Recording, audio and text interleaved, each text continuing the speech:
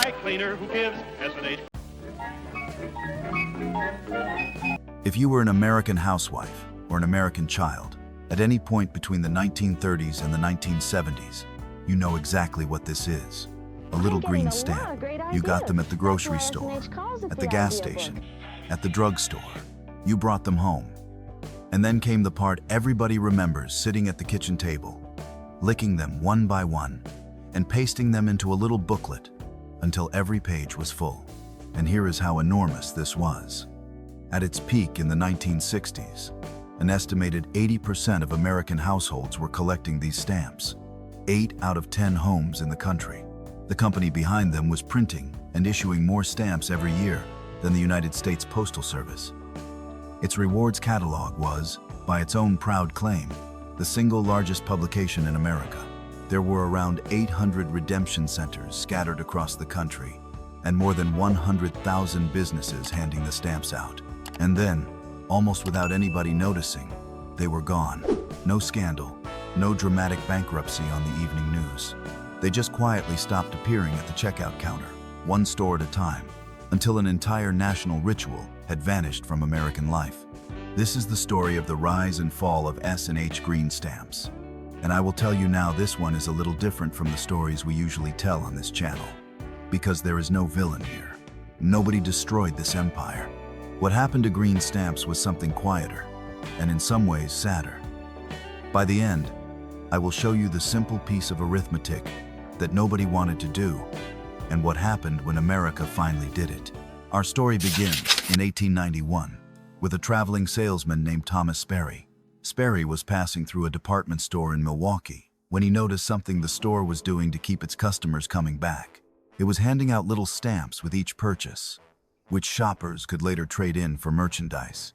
Sperry looked at that and saw something the store itself had not. He realized the real business was not in running the program. The real business was in printing the stamps and selling them to every merchant in America. So in 1896, together with a partner named Shelley Hutchinson, he founded the Sperry and Hutchinson Company, and they went out to sell shopkeepers on a very persuasive idea. Buy our stamps, give them to your customers, and your customers will come back to you instead of the fellow down the street. It worked immediately. By the second year, the company had spread into 67 cities. And what made it work was that the system was, quite genuinely, brilliant on every side. The shopper felt she was getting something for nothing. The merchant got loyalty he could not otherwise buy. And S&H made its money selling the stamps and printing the catalogs. Everybody, it seemed, won. Now, plenty of clever business ideas fizzle out. What turned this one into a national institution was that S&H understood something deep about human nature. The first thing they understood was the power of the almost full book. Each booklet had 24 pages, and it took 50 points to fill a page, 1,200 points to fill an entire book. And once a woman had 11 pages filled, she was not about to buy her groceries somewhere else. That last page pulled her back through the same door, week after week. It is one of the most powerful ideas in all of retail, and green stamps got there decades before anyone had a name for it. The second thing they understood was the catalog. S&H did not just hand out stamps. It published a thick, glossy wish book full of things a family could earn: a lamp, a toaster, a set of luggage, a wristwatch, a bicycle for a child. In the mid-1960s, the company was distributing over 30 million catalogs a year, and Americans were redeeming more than 1 billion stamps a week. And that catalog did something no advertisement could.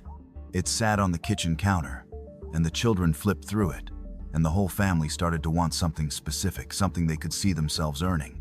And the third thing they understood, though I doubt they ever put it in these words, is that they had turned grocery shopping into a game that a family could win. And that is really the heart of it. Think about what a household budget felt like in 1958. Money was tight. A wife was running the family finances one careful dollar at a time. There was very little in that job that ever felt like a victory. And then, at the end of all that careful budgeting, a book of stamps got traded in, and a brand new lamp came home. She had not spent extra money on it. She had earned it. She had beaten the system, just a little. And that feeling is why this thing took over the country. By the 1960s, S&H Green Stamps had reached a scale that is almost hard to believe for what was, after all, just a piece of paper. Roughly 8 out of every 10 American households were collecting them. More stamps were being issued each year than the Postal Service was printing.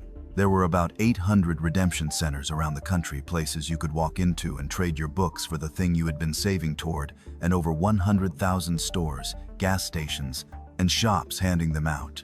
They became so deeply woven into American life that they showed up in the culture itself. Folk musicians sang about licking green stamps. And in 1962, an artist named Andy Warhol made a silkscreen of the green stamp, a work that hangs today in the Museum of Modern Art in New York. That is when you know something has stopped being a promotion and become a part of the country. Through the 1960s, from the outside, it looked as though these little green stamps would be sitting on American kitchen tables forever. But underneath the whole beautiful arrangement, there was a fact that had always been true, and that nobody had any reason to look at closely. And in the 1970s, America was about to look at it very closely indeed. The end of green stamps did not come from one blow. It came from 3 things happening at once. The first was inflation. In the 1970s, prices in America went up, and the whole country started counting its pennies. For merchants, this was a serious problem, because those stamps were not free. A grocer had to buy them from S&H, and in the early 1960s, filling a single customer's book cost the store somewhere around $2.45. That was a real expense, and when a business is squeezed, it looks for expenses to eliminate. The second was the rise of the discount store. A new kind of retailer was spreading across America in these years, built on a very simple and very loud promise. We do not give you stamps, or trading cards, or prizes. We just charge you less. And in an era when families were struggling with rising prices, that message was devastatingly effective. A shopper who was worried about the grocery bill did not want a lamp in 11 weeks. She wanted the bill to be smaller today. And the third was the oil crisis. Gas stations had been one of the great engines of the stamp business. You filled up the tank, you got your stamps. But when gasoline became scarce and expensive, service stations had lines around the block, and no need whatsoever to lure anybody in. The stamps came off the pumps and never went back on. And all 3 of those things pushed America toward the one question that the whole industry had spent 75 years politely not asking. Here is the arithmetic. Those stamps were never free. They never had been. The grocer bought them from S&H, and that cost was built into the price of everything on his shelves, which means the shopper was paying for her own lamp, a few cents at a time, in the price of her milk and bread and coffee, and then waiting 11 weeks to receive it. For decades, that did not matter, because nobody was doing the math. The stamps felt like a gift, and the feeling was worth more than the arithmetic. But the 1970s made Americans do the math. Consumer advocates said it out loud. Newspapers ran the numbers. And most persuasively of all, the discount store down the road proved it by simply charging less and handing out nothing. And once you have seen it, you cannot unsee it. The moment a shopper understood that she had been paying for the toaster all along, the magic did not fade slowly. It broke. It was not that green stamps became a bad deal. It was that they stopped feeling like a prize and started feeling like a trick. And a prize that feels like a trick has no value at all. There is no villain in that. Nobody at Sperry and Hutchinson did anything wrong. They built something people genuinely loved for 3/4 of a century. But their entire business rested on a feeling. And feelings, unlike factories, cannot be defended. And after that, it unwound the way these things do, not all at once, but store by store. A grocery chain would quietly drop the stamps to lower its prices. Its competitors, no longer under pressure to match, would drop them too. And once a few merchants in a town stopped, the reason for anybody else to keep going disappeared. The great arms race that had built the empire ran backwards. Through the 1980s, the redemption centers began to close. The catalogs got thinner. And by the end of that decade, the stamps had essentially vanished from American checkout counters. In 1981, the founders' descendants sold the company. It changed hands more than once in the years that followed. And there were attempts to bring the idea back for the internet age: digital points instead of paper stamps. No licking required. It never took hold. And in 2020, quietly and with almost no notice at all, the Sperry and Hutchinson Company finally went out of business. More than 120 years after a traveling salesman had an idea in a Milwaukee department store. Today, the stamps live on in a way I find genuinely touching. They turn up in attics and desk drawers all over the country, books that somebody filled and never got around to redeeming. Still stuck together, still waiting. Collectors buy them. Grandchildren find them while cleaning out a house and have no idea what they are holding.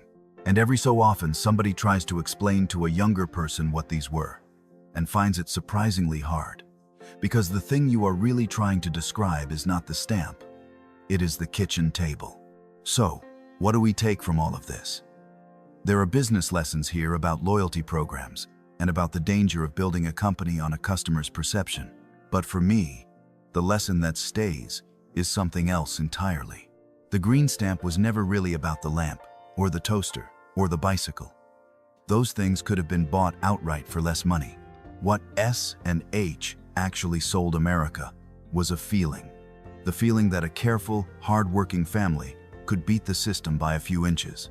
That all that budgeting and clipping and saving added up to something you could hold in your hands. And for 75 years, millions of American families paid gladly for that feeling. And it was worth every penny to them. What died in the 1970s was not a company. It was a ritual. And I suspect that is why so many people remember this so vividly. Not the merchandise, but the table, and the wet sponge, and a mother saying, "We are almost there, 3 more pages." Because that is the truth these stories keep teaching us. The most valuable thing a company can ever build is not a product, it is a feeling. And a feeling is the most fragile thing there is. Now I would love to hear from you. Do you remember green stamps? Do you remember what your family finally saved up for? And did you ever actually get it? Leave a comment below and share the memory.